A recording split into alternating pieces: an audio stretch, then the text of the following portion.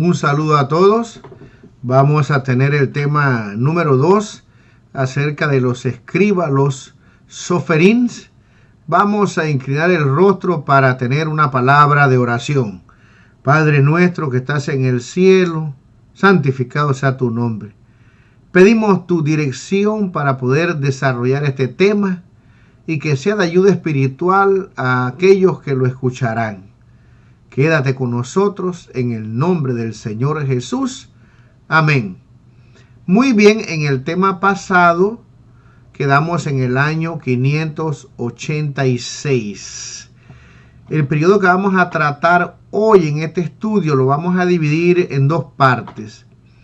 Del regreso de los judíos, que ocurrió en el año 539 hasta el año 400, y del año 400 al año 90, que algunos creen se llevó a cabo un concilio en la ciudad de Jacnia, y finalmente se fija el texto sagrado que nunca más iba a cambiar.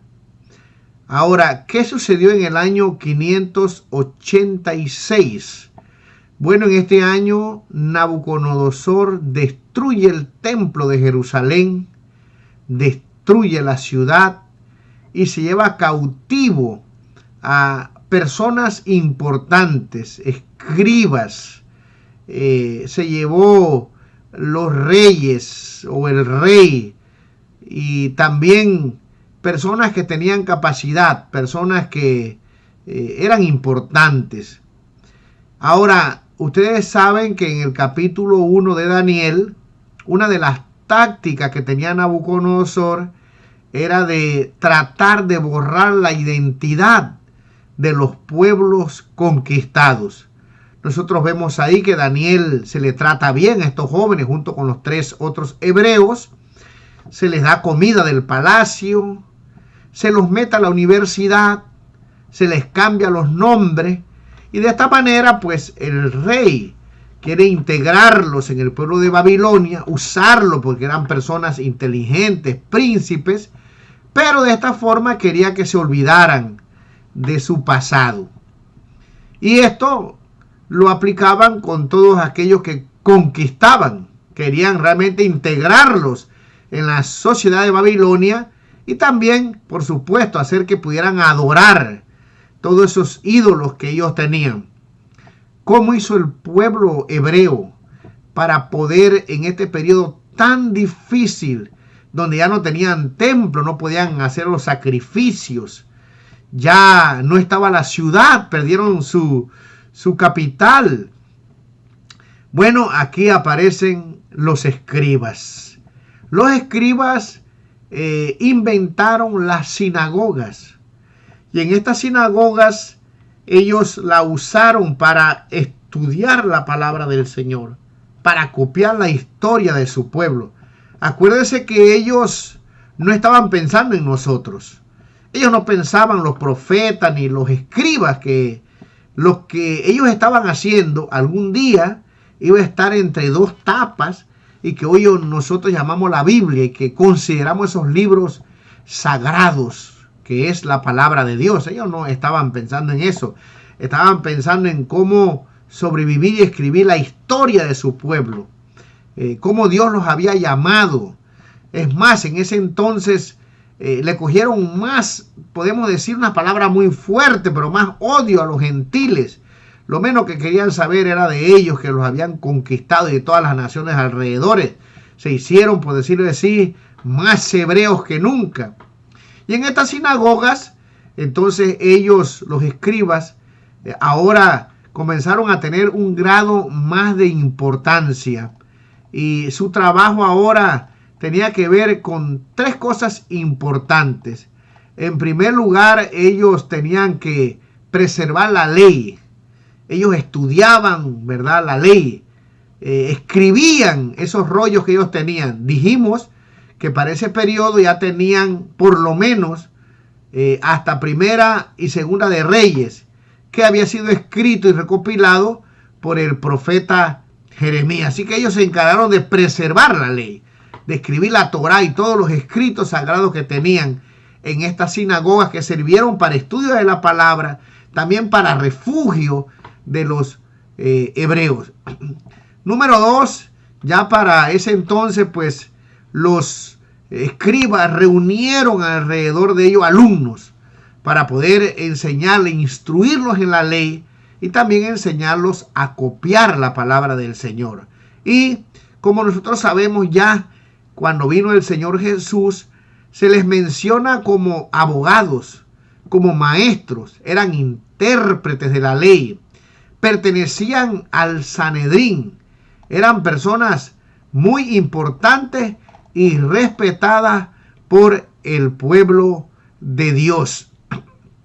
En Mateo capítulo número 7 y versículo 5 dice: le preguntaron pues los fariseos y los escribas: ¿por qué tus discípulos no andan conforme a la tradición de los ancianos, sino que comen pan con manos inmundas?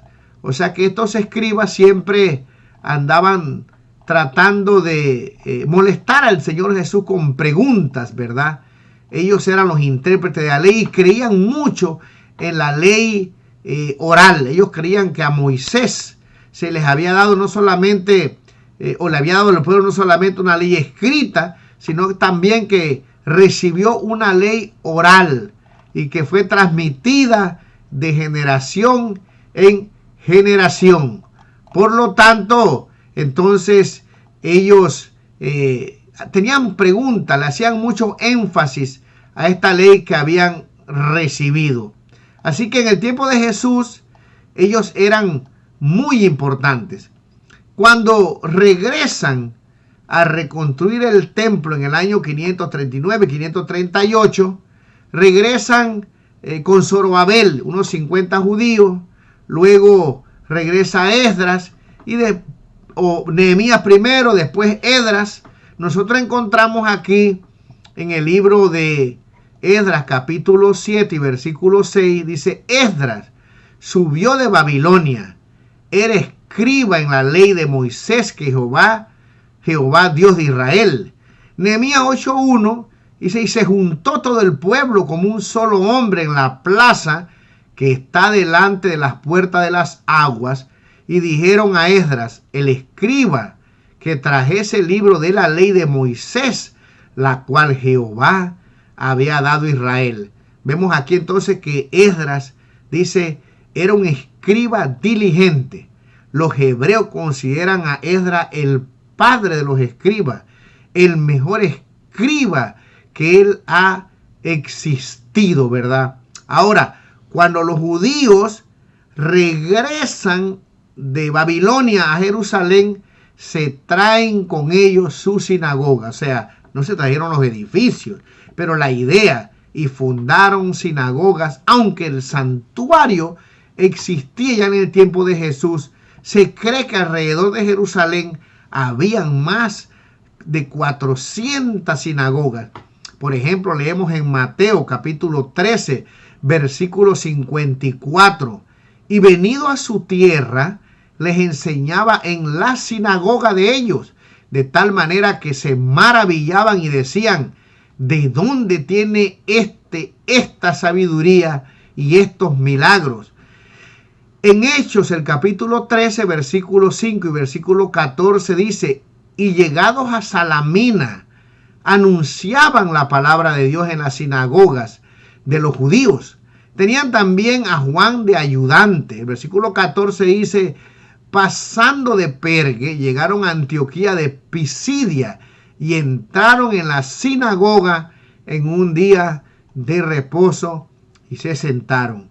Hay muchos pasajes donde se indica a estas sinagogas que por lo menos tenían que tener 10 varones judíos para poder funcionar como tal. Aquí fue en una de estas sinagogas que el Señor Jesús abrió el rollo de Isaías y dijo que él era el Mesías. En este periodo se termina el templo, los muros. En este periodo se terminan de escribir los 24 rollos de la Taná. Yo les aconsejo que usted, si no ha escuchado el tema número 2, pueda ir y escucharlo para que pueda entender cómo los judíos le llamaban a esos rollos. Nosotros le llamamos Biblia en la actualidad, y tiene 39 libros. Los de ellos contenían 24 rollos, pero que equivalen a los 39 libros que tenemos nosotros. No podemos explicar eso porque si no, pues no tendríamos tiempo. Hay mucho que explicar en este periodo que estamos ahora mismo desarrollando. Pero en este periodo se escribió el rollo de Daniel, el de Ezequiel y Esther allá en Babilonia. Luego, cuando regresan, se escribe Esdras y Nehemías, que es un solo rollo. Luego se escribe Primera y Segunda de Crónicas, que también forman un solo rollo. Y se completan los 12 profetas menores que van a conformar un solo rollo. Ya habían 9, ahora está Zacarías, Ageo y Malaquías, que son los profetas post-exílicos o que trabajaron cuando se estaba reconstruyendo o levantando el templo. ¿Qué más ocurrió en este periodo? Bueno, en este periodo surgen cosas muy importantes. Vamos ahora del año 400 hasta el año 90. Este año se conoce como el periodo intertestamentario. Algunos lo llaman un periodo de silencio. Algunos no están de acuerdo, dicen que no, porque Dios nunca ha dejado de hablar. Dios es un Dios vivo. Eso es evidente.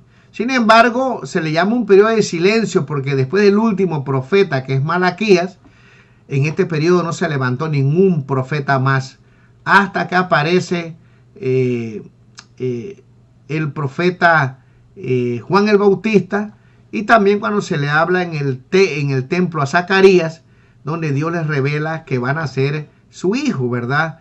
Elizabeth va a quedar embarazada, y ahí entonces Dios comienza de nuevo a hablar a través de los profetas. Pero en este periodo no hubo ningún profeta que se haya conocido hasta el momento que haya hablado en el nombre de Dios. Sin embargo, los hechos históricos que ocurrieron en el periodo intertestamentario son muy importantes. Es el periodo que va desde que se termina el Antiguo Testamento y se va a comenzar, ¿verdad?, a predicar acerca del Nuevo Testamento o la venida del Señor Jesús.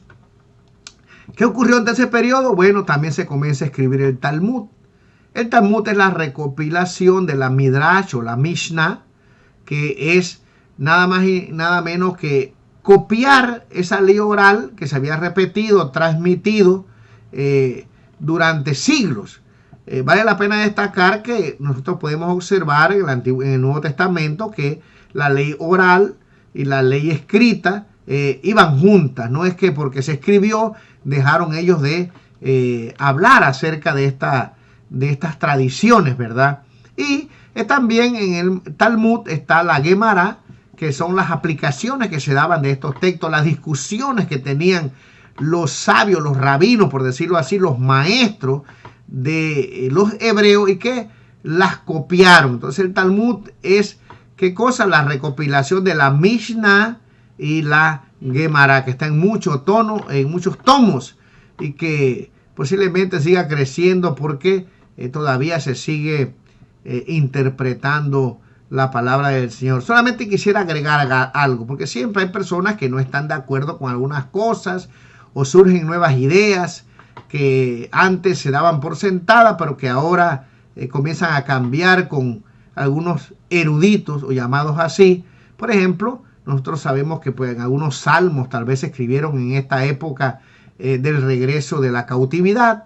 Algunos creen que hubieron 3 Isaías, el primero o el original o el profeta que escribió solamente escribió del capítulo 1 al 39, ya del 40 al 46 por ahí fue otra persona, y del 56 al 66 es otra persona, aplicando hechos históricos porque cambia la narración en estos capítulos. Entonces ellos creen que esto se escribió después y que el último Isaías se escribió tal vez en este periodo. Por supuesto, yo no lo creo. Yo creo que Dios conoce el futuro desde el pasado, y a mí no me cuesta ningún problema creer que Isaías escribió todo eso porque Dios se lo reveló. Pero hay eruditos que piensan que no es así y que históricamente creen que existieron 3 Isaías. Algunos ponen en duda ahora hasta que Moisés escribió algunos libros de la Torá, pero como ellos dicen, bueno, hay que probárselos, ¿no? Pero bueno, esas son cosas que yo digo para que ustedes puedan estar enterados que no todo el mundo da por sentado las cosas que nosotros creemos o que hemos creído anteriormente. Bueno, otro evento importante que ocurre en este periodo es que también los samaritanos levantan el templo en el monte Gerizim, más o menos en el año 330, y que fue destruido posteriormente en el año 109, ¿verdad? Por Juan Hircano. Tenemos que recordar también que en este periodo se van cumpliendo las profecías de Daniel. Cuando se reconstruye el templo, estamos en el periodo de los medos y los persas, que gracias a Dios los judíos o hebreos, como algunos creen que no debe llamarse judío todavía en esa época, los hebreos gozaron de cierta paz, ¿verdad? Pudieron construir su templo, aunque hubo cierta oposición al comienzo. Los medos y los persas tenían una forma de tratar a los conquistados que se les permitía poder conservar su cultura, adorar, en este caso, el Dios verdadero, y a otros sus dioses que ellos tenían, ¿verdad? Así que, pero en este periodo aparece este templo, que ustedes saben que lo menciona la mujer samaritana en el capítulo 4, cuando se encuentran con Jesús, y Jesús le dice que, bueno, los judíos saben lo que estaban adorando, que ellos no sabían, pero que vendría un tiempo, gracias al Señor, que ni el templo que ellos mencionaban que fue construido en Gerizim, ni el templo de Jerusalén ya iban a ser de mucha importancia, porque ahora tú y yo somos el templo y el Espíritu Santo mora en nosotros. En este periodo también surgen los fariseos, al mismo tiempo surgen los saduceos. Los fariseos eran aquellos que estaban en contra de ser helenizados.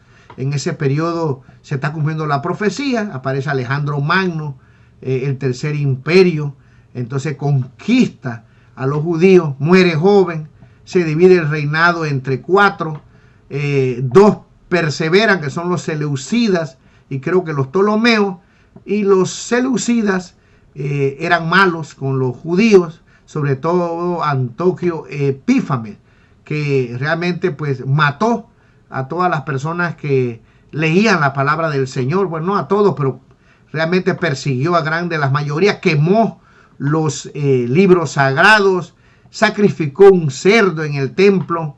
Pero finalmente en este periodo se levantan los macabeos, los hijos de Matatías, que eran 5, y hacen guerra contra los helenos, contra los griegos, y podemos ver que hay milagros, ¿verdad? Grandes conquistas, hasta que finalmente logran liberarse, firmar tratados para poder volver a establecer los sacrificios. También en este periodo aparecen los asmoneos. Los sacerdotes ahora no solamente ofrecen los sacrificios, sino también que se mezcla con la política, y el sumo sacerdote no solamente dirigía las cosas religiosas, sino que también con la espada iba a luchar. Había corrupción, así que en medio de esta corrupción hay un grupo que se llama los esenios, que salen y se van al desierto. Hoy nosotros podemos saber que eran personas muy importantes en el sentido de que escribieron, copiaron la palabra de Dios, porque se encontraron manuscritos conocidos como los manuscritos del Mal Muerto o los manuscritos de Qumran en 11 cuevas. Por supuesto, los eruditos, los expertos en esto, no creen que todos los escritos que aparecieron en esas diferentes áreas hayan sido escritos por los esenios o por esta comunidad que se refugió en ese lugar, que se apartó de estas personas, de estos asmoneos o estos sumos sacerdotes, porque vieron que había mucha corrupción. Entonces decidieron irse a ese lugar para prepararse, para esperar al Mesías. Era una comunidad que realmente quería vivir el evangelio, pero que también tenía algunas cosas que no estaban correctas. Sin embargo, nosotros podemos comprobar hoy, al ver la historia, que en 1946, cuando se descubren esos rollos, en esas tinajas, estas personas habían hecho un trabajo impresionante de preservar, de copiar los textos sagrados. Así que entonces vemos que aparecen los fariseos. Ellos estaban en contra de ser helenizados. Ellos se permanecían fieles a la ley de Moisés y no querían, mis queridos hermanos, pues ser helenizados, adoptar la cultura de los griegos. Venían de los hasidín, que significa apartados. Y bueno, están los saduceos, que les fue mejor porque ellos sí apoyaban a los conquistadores. Ellos eran un poco más corruptos. Ellos venían de los asmoneos casualmente y no les importaba ser helenizados, adoptar la cultura de los griegos. Tenían algunas creencias que estaban contrarias a la de los fariseos. Por lo tanto, usted puede ver en el Nuevo Testamento que el apóstol San Pablo utiliza eso para salvarse en un momento de dificultad, y quedan discutiendo. Y es que los saduceos no creían en los ángeles, los saduceos no creían en la resurrección, negaban un castigo y la gloria venidera. Así que los fariseos sí creían en estas cosas. Por lo tanto, esto era un asunto de continuo discutir. En este periodo nosotros leemos, que ya lo hicimos cuando tratamos el tema de los apócrifos. También les pido que los puedan ver para que puedan entender un poquito más y seguir el hilo de lo que estamos estudiando. En el libro de Segunda de Macabeo, capítulo 2, versículo 13, dice: esto también se contaba en los documentos y memoria de Nehemías, y además se narraba cómo éste reunió la colección de los libros que contenían las crónicas de los reyes, los escritos de los profetas, los salmos de David y las cartas de los reyes sobre las ofrendas. De igual manera, Judas ha reunido todos los libros dispersos por causa de la guerra que nos han hecho, y ahora esos libros están en nuestras manos. En Segunda de Macabeo, capítulo 14 y versículo 15, dice: reunió Judas todos los libros dispersos a causa de la guerra que hemos padecido, y ahora los tenemos a mano. Si los necesitáis, enviadnos a alguien que los lleve. Así que, ¿qué sucede aquí, mi querido hermano?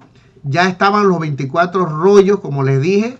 También en el libro de Eclesiástico, cuando dimos el tema de los apócrifos, vemos que en su introducción se menciona la Torá, los profetas, y también se menciona los libros sapiensales o otros libros. Así que, entonces, de aquí en adelante, más o menos del año 150 en adelante, los escribas comienzan a tener una importancia crucial.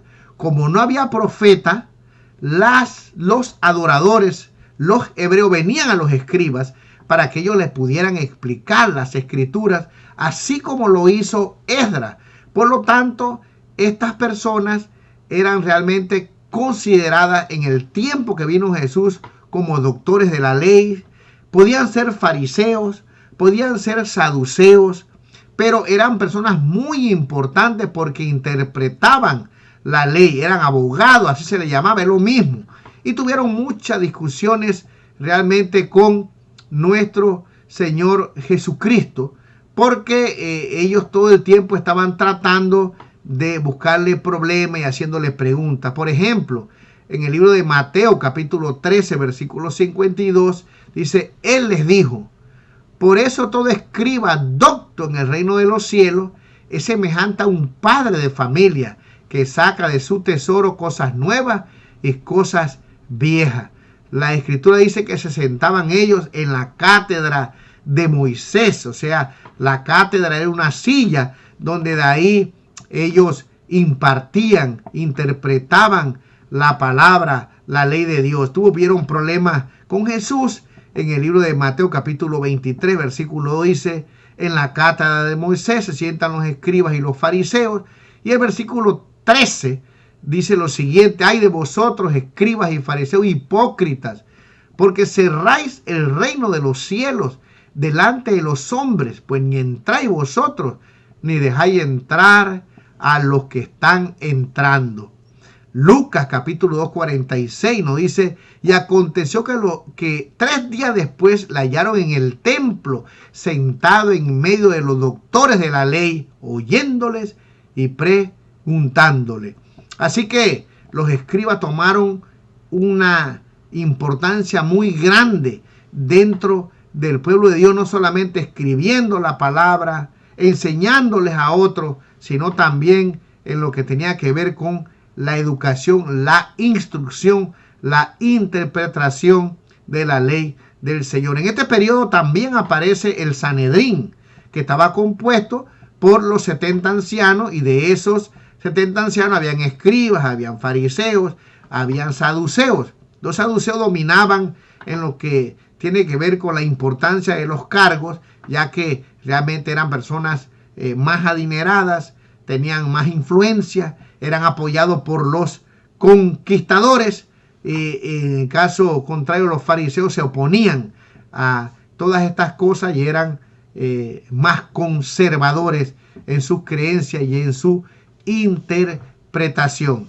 Pero surge el Sanedrín. En este periodo también es muy importante decir que surge la Septuaginta, una de las traducciones más importantes realizada por los sabios judíos, los 70 sabios judíos que pusieron, ¿verdad?, las escrituras en el idioma hebreo, y ya explicamos acerca de eso. Vaya al tema número 2 para que entienda la importancia de esta traducción. Ya esta traducción tenía vocales, esta fue la que usaron los discípulos y la que utilizaron para propagar el evangelio. Y bueno, aquí tenemos también que recalcar, como creo que ya dije, que se cumplen las profecías de Daniel capítulo 2, donde aparece el imperio griego, pero también después aparece el imperio romano. Ya para el año 63, el imperio romano conquistó a Jerusalén y lo hizo vasallo de ellos también y les puso tributos. Así que este periodo es muy importante. Aparecen algunas leyes que creo que son interesantes que nosotros podamos conocerlas. Muchas personas se preguntan, bueno, los pergaminos que nos han llegado, a lo que nosotros llamamos originales. Acuérdese que no hay ningún original de la palabra de Dios. Tenemos estas copias que hicieron estos escribas a través de la historia que nos han llegado. Por ejemplo, de los rollos descubiertos en Qumran, se cree que hay 900, pero vamos a hablar un tema acerca de estos manuscritos, una forma especial de Qumran, para que yo pueda decirles qué fue lo que se descubrió en esas 11 cuevas. Pero bueno, algunas de esas leyes decían lo siguiente: si estas leyes, mis queridos hermanos, no se cumplían a la hora de escribir el texto, estos textos eran desechados. Se ha descubierto en Egipto una gran cantidad de estos pergaminos, muchos que fueron desechados. Estos textos, por tener el nombre de Dios, no se podían botar, así que los guardaban en un lugar, y tenemos muchos textos en los cuales los escribas se equivocaron y finalmente los apartaron porque no cumplieron estas leyes. Por lo tanto, yo puedo decirles que el texto que tenemos realmente es un texto confiable. Ya dijimos que ellos se llamaban Sofer, contaban las palabras. Ellos nos dejaron a nosotros la siguiente cronología o números que ellos contaban de la Torá. Tenían 187 capítulos, por supuesto. Cuando ellos tenían los rollos no habían esos capítulos, pero después, en el tiempo ya de los masoretas, que estudiaremos después, ya se comenzaron a incluir algunos capítulos en las traducciones. Así que tenían 5.845 versículos, 79.976 palabras, 304.805 letras. Y ellos tenían la capacidad de poder señalar de la Torá el centro de la letra de esos escritos. Así que imagínense la minuciosidad con que ellos copiaban la palabra de Dios que nosotros hoy tenemos en 2 tapas que llamamos la Biblia. Bueno, ellos tenían reglamentos según el Talmud. Un rollo debía ser escrito en pieles de animales puros. La largura de cada columna debía estar entre 48 y 60 líneas y la anchura debía constar de 30 letras. Todo el manuscrito debía ser primeramente lineado y cuando se escribían 3 palabras, sin una línea ya no tenía valor. Dice, la tinta solo podía ser negra y debía ser preparada según una receta especial. Como modelo debía usarse un manuscrito auténtico del que el transcriptor no se podía apartar de lo más mínimo. Ni letras o palabras debían ser escritas de memoria, o sea, sin que el amanuense hubiese mirado primero al modelo. No se podía escribir de memoria. Tenía que tener una copia y de ahí escribir y contar las letras después de un lado al otro, de abajo hacia arriba.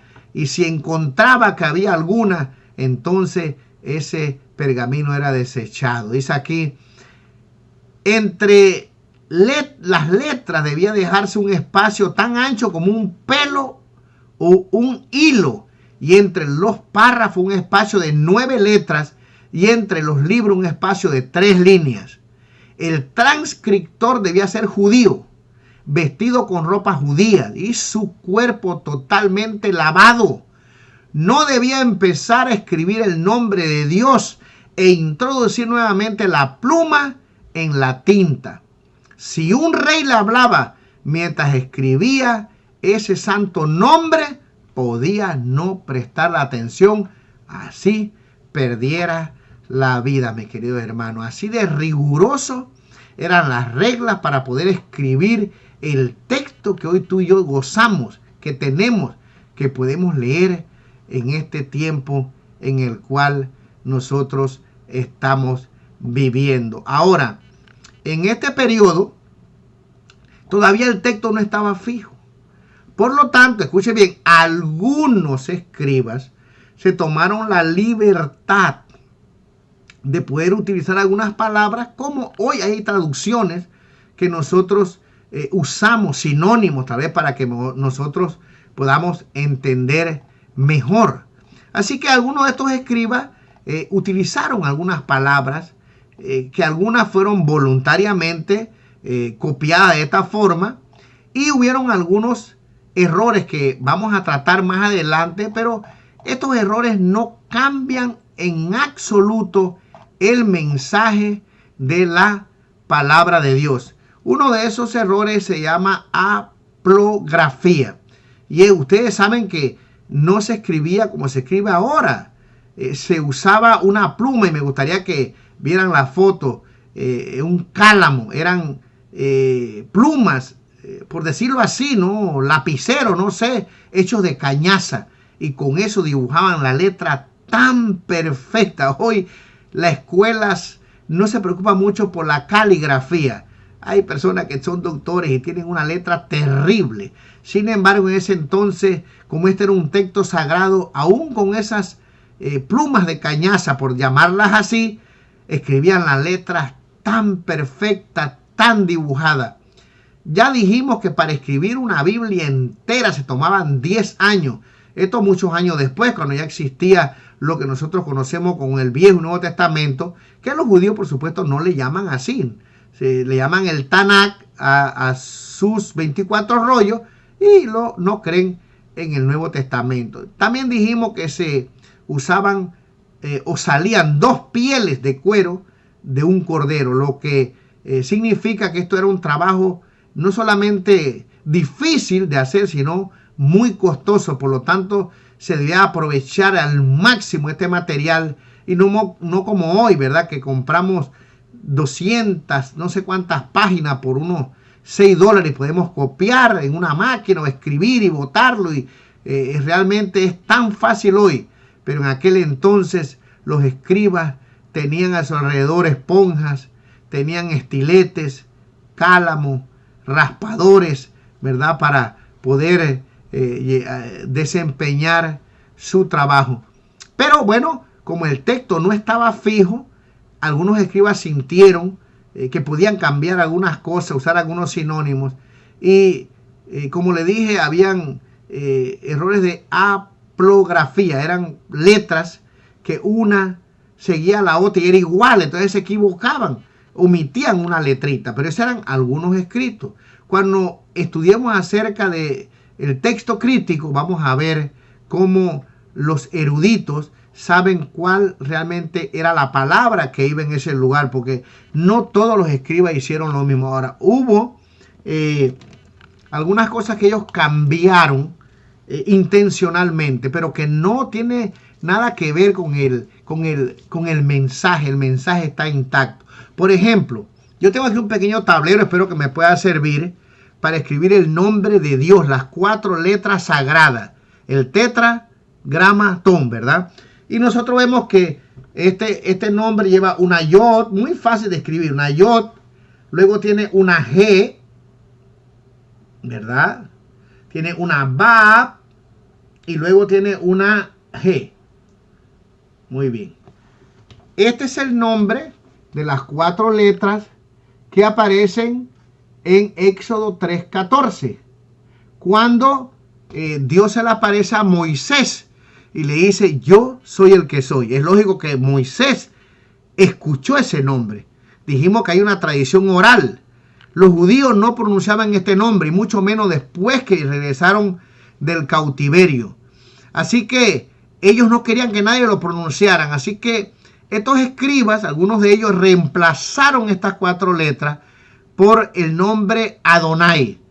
El nombre Adonai es así, vamos a ver. Se usa una Aleph, ¿verdad? Una Aleph, más o menos así. Después tenemos una Dalet. Tenemos una Nun. Una Nun. Y tenemos una Yod, ¿verdad? Una Yod aquí. Aquí dice Adonai. Ahora, yo lo sé porque lo he estudiado. Pero como ellos no pronunciaban estas palabras y no querían que nadie las pronunciaran, pues, ¿qué hicieron ellos? Bueno, los masoretas, del cual vamos a hablar en el siguiente tema, hicieron el sistema de vocales, Cumins o Keduko. Y entonces agregaron estas palabras, las vocales, para que no se olvidara cómo leer el idioma hebreo. Ahora, ese es un trabajo que nos benefició a nosotros.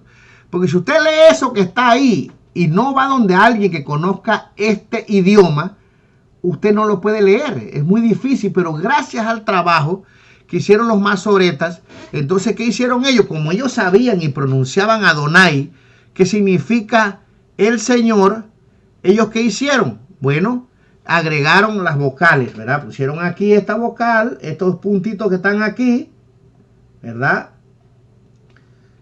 Pusieron un puntito aquí en la Bab, que es una O, y entonces vinieron y pusieron otros 2 puntitos aquí, y entonces ahí, ¿verdad? Gracias al trabajo que hicieron ellos, dice Adonai, Adonai. Tenemos aquí la Aleph, tenemos la letra, la Bet, y tenemos entonces la Nun, Adonai.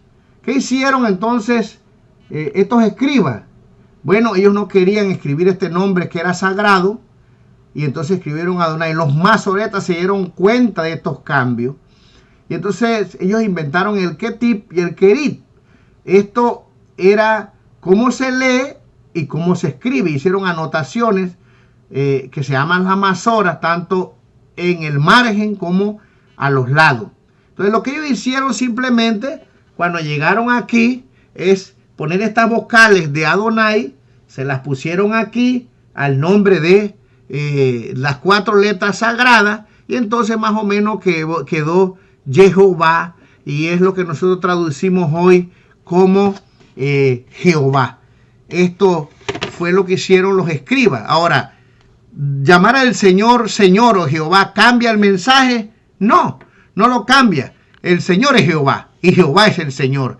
Tenemos que estar seguros, mis queridos hermanos, y creer que esas copias que nos llegaron, al ver cómo ellos hacían el trabajo rigurosamente, debemos de confiar que realmente tenemos los escritos bastante cercanos a los originales. nuestra Biblia contiene el mensaje de Dios. Ahora, llegamos al año 90.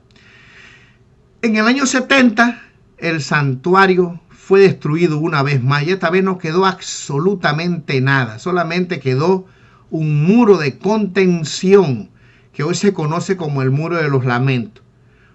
¿Cómo hicieron los judíos para poder conservar estos escritos?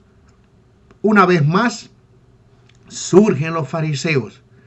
Los fariseos, o los escribas, perdón, que eran fariseos saduceos, pero los escribas se reúnen en la ciudad de Jania y finalmente ahí toman la decisión de fijar el texto sagrado. En otras palabras, ya no se iba a cambiar ninguna consonante más. Este texto le llegó a los masoretas, podemos decir que es el texto recepto, el texto recibido, y de ahí en el próximo tema vamos a estudiar cómo finalmente esos rollos se convierten en la Biblia, ¿verdad? Y son puestos en códices, en 2 tapas que hoy tú y yo podemos leer gracias al trabajo de estos masoretas. Mira, este es un periodo muy largo. Seguramente algo se me ha olvidado de este periodo. Si tú quieres saber algo acerca de algunas cosas, algunos hechos históricos que he mencionado y quieres que te lo explique en este canal, por favor, mándame tu pregunta, escríbeme tu comentario. Me va a dar ánimo para seguir adelante, ¿ves? Saber que por lo menos alguien está escuchando estos temas que yo creo que son de vital importancia para que nosotros podamos entender cómo hemos recibido la palabra del Señor. Así que hemos llegado al final de esta presentación. Hemos tratado de resumir más de 500 años de historia. Espero que haya sido útil para que podamos entender el trabajo en momentos difíciles de estos escribas que realmente han conservado la palabra del Señor. Si hay alguien que le debemos, aunque ellos participaron, algunos de ellos lamentablemente, del concilio que condenó a Jesús, también sabemos que muchos de ellos se convirtieron, mis queridos hermanos, y estarán en la eternidad. Realmente fue un trabajo arduo el que ellos hicieron. Vamos a tener una palabra de oración para terminar en esta hora el estudio número 2 acerca de los soferín, los escribas. Inclinemos el rostro. Padre nuestro que estás en el cielo, alabado sea tu nombre en esta mañana, por tu misericordia, por tu bondad, por permitirnos poder recibir la palabra del Señor y hoy tener la fe necesaria de que lo que hemos recibido ha sido enviado por obra y misericordia tuya. Gracias por todo. Bendícenos, Señor, en el nombre de Jesús. Amén. Bendiciones y nos vemos en el próximo tema.